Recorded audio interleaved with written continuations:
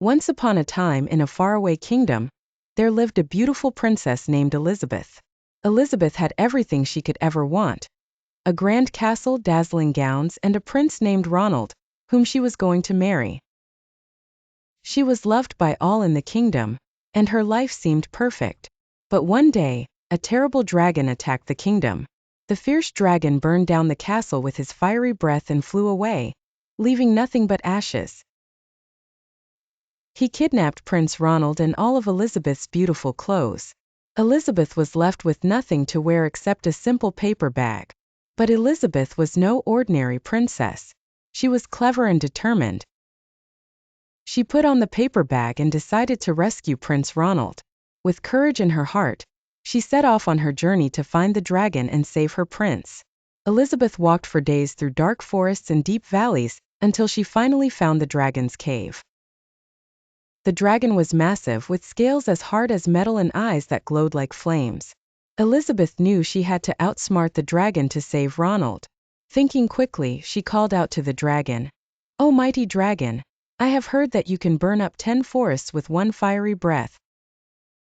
But I don't believe it." "Wow," said Elizabeth, "and I bet you can fly around the world in just 10 seconds. The dragon, eager to prove himself again, flapped his wings and flew around the world in just 10 seconds. But now the dragon was tired.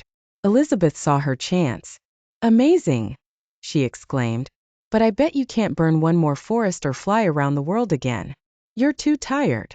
The dragon, not wanting to appear weak, tried to burn another forest, but he was too exhausted. He tried to flap his wings, but he could barely lift them. The dragon fell asleep, snoring loudly. Elizabeth tiptoed past the sleeping dragon and found Prince Ronald. "Hurry, let's go," she whispered. But instead of being grateful, Ronald looked at her with disgust. "Elizabeth," he said, "you smell like smoke and ashes, and you're wearing an old paper bag. Come back and save me when you're dressed like a real princess." Elizabeth looked at Ronald and realized something important. "Ronald," she said, "you're not worthy of a brave princess like me." And with that, she left him in the dragon's cave and walked back to the kingdom on her own. Elizabeth returned as a true heroine, not because she wore beautiful clothes, but because she was brave, smart, and knew her worth. And from then on, she lived happily ever after, not as a traditional princess, but as a true, strong, and independent one. The kingdom admired her courage, and she inspired everyone to believe in themselves and embrace their true strengths, regardless of what others might think or say.